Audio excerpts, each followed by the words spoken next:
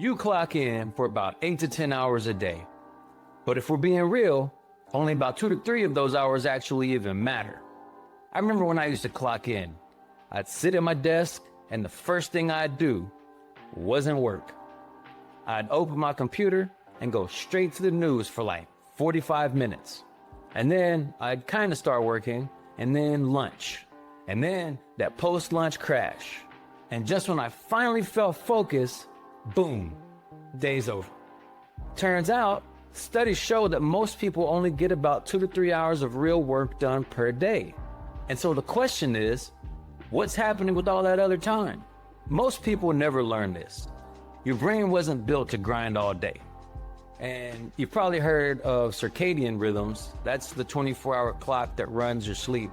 But underneath that is something that nobody talks about. It's called Ultradian rhythms. And these are 90-minute cycles where your brain runs at a high level and then dips. And you hit that dip and suddenly you're fidgeting, you're checking your phone, you're zoning out, or you're reaching for a snack. That's not a distraction. That's not your ADHD kicking in. That's your brain saying, I'm done for now. But instead of resting, you force it. You scroll, you grab your Celsius or your Monster. You open more tabs. You try to push your way through the dip.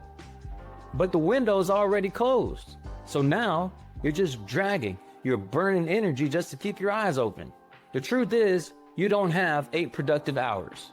You got about 4 good ones if your system's regulated. And those are your only real windows to make any progress. And everything else, that's where you make mistakes, and that's where you confuse movement for momentum. Most people never even reach deep work, or what I like to call like flow, or being in a flow state, because they're stuck in reaction mode all day. You never stop switching. You go from a text to an email to a random conversation, and all the while, you're pretending to be working on something. But here's the thing, every time you switch tasks, your brain leaves something called attention residue. It's like having 50 browser tabs open at the same time.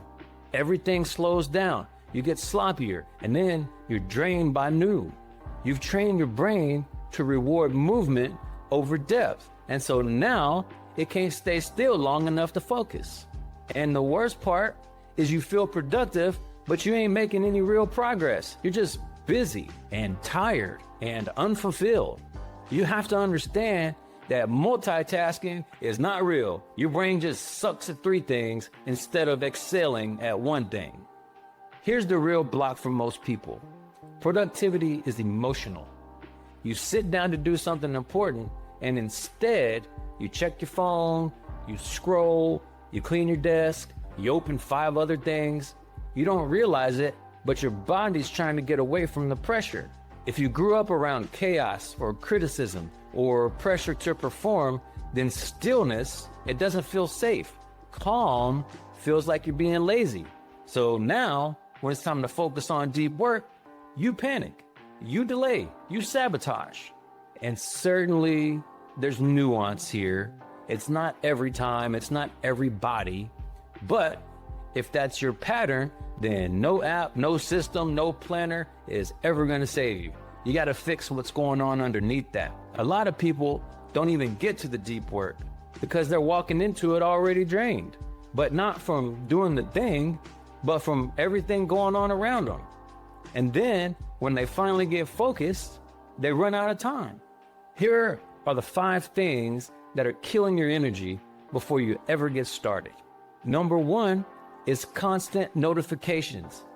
You can't focus if your brain's being hijacked every 12 seconds.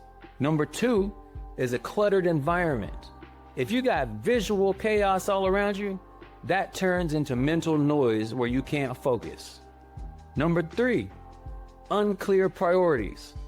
When everything feels important, ain't nothing gonna get done. Number 4, and this is a big one, emotional stress. From arguments, from money, from pressure, from just inner chaos. The next one is what I like to call shallow task loops. All those half-finished things that your brain keeps trying to close. All those unfinished projects or shit you started and haven't finished. None of these are time problems. They're all nervous system problems. And trying to force discipline on top of that is just gonna lead to burnout. Here's the fix though. You gotta start tracking your energy. Not your hours, your energy. For 3 days, you need to write this down. Number 1, when do I feel sharp? Number 2, when do I feel foggy? Number 3, what gives me energy? And number 4, what drains it? Now don't guess, do not guess. You have to build a map of your own system. You're not trying to be productive. You're trying to find your 4 golden hours, the windows where your brain's locked in and your energy is aligned. Those are the hours that you protect. That's where you build momentum. Think of this like building a user manual for your brain. Also, your golden hours might not be consecutive. Maybe you got 2 90-minute blocks in the morning and 1 after lunch. The key is to find and protect them. But here's the thing, even if you find your golden hours, that won't mean anything if you waste them on the wrong kind of work. You can't be in flow while putting out fires. You can't be in flow when you're just checking boxes that don't even matter. And another thing is you do not need to love your job to do meaningful work. But you do need to stop spending your clearest, best mental energy on shallow tasks and things that do not move the needle. Even if you hate your job, there's things that you do, there's moments where you feel lighter, where your thoughts just come easier, where time seems to disappear and the work actually moves the needle. You have to find that time. You can find that time even in jobs you do not like. And here's an example. If you do your best thinking when you write something down, then don't start your day in your emails. If you hate meetings and they drain you, try to batch them all together and knock them all out at the same time. If you know that you crash at 2 p.m., stop putting your most important work in the afternoon. You got to structure around your system. And if you don't guard this time, somebody else is going to waste it for you. And if you're telling me that nothing in your day ever clicks, unfortunately, that's not a job problem. That's a regulation problem. You got to fix your system first, and then you decide what needs to change. You got to understand, getting in flow is not magic. It's earned. It shows up when the conditions are right. It doesn't show up when you just try harder. That means one task, no noise, no bouncing, just one deep block, fully present, fully locked in. That's how you get into flow. 90-minute cycles followed by real recovery. That's the rhythm that your brain's built for. And when you create that, you stop grinding and you actually start producing. And that is where breakthroughs happen. Here's what it feels like when this clicks. You're gonna work for 4 focused hours a day, and they're gonna move your life forward faster than 10 distracted hours ever could. You're not gonna be scattered. You're not gonna be tired. You're gonna be focused. You're gonna be clear. You're gonna be finally being in control, finally making progress. And for the first time in a long time, your mind's gonna feel calm. You already have the hours, you already have the ability. What you're missing is the alignment. Here's what you gotta do next. As I said, track your energy for the next 3 days. Find your 4 golden hours. Split them if you need to. Eliminate any of the shallow tasks in that window. You need to run 90-minute deep work blocks and then take real breaks.